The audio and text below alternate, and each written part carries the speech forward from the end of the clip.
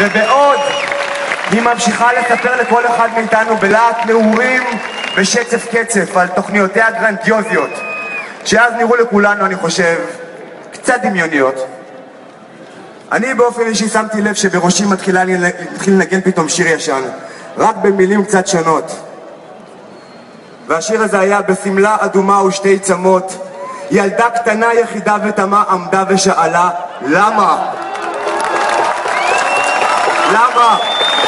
וכל השרים וכל הנגידים וכל המנהלים וכל היועצים וכל 120 חברי הכנסת ואפילו ראש הממשלה עומדים חברי פנים ולא מוצאים תשובה.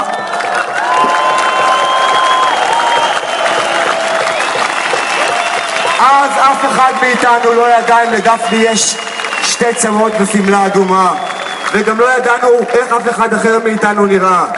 התקופה הזאת קלעה אותנו בתוך מחשב בבית שלנו, רחוק רחוק רחוק מאחד מהשני. ומהרגע שנפגשנו ידענו שאנחנו דורשים, לא מבקשים, דורשים תשובה.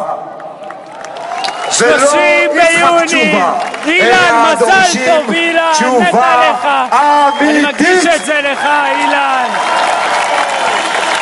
על הזין שלי מתקשר, הנה זה המזל טוב. עוד פעם, העם דורש צדק חברתי, העם דורש צדק חברתי, העם דורש צדק חברתי, העם דורש צדק חברתי.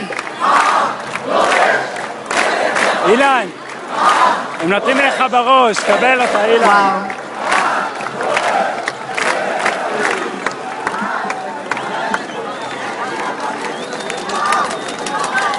צדק חברתי, לגמרי.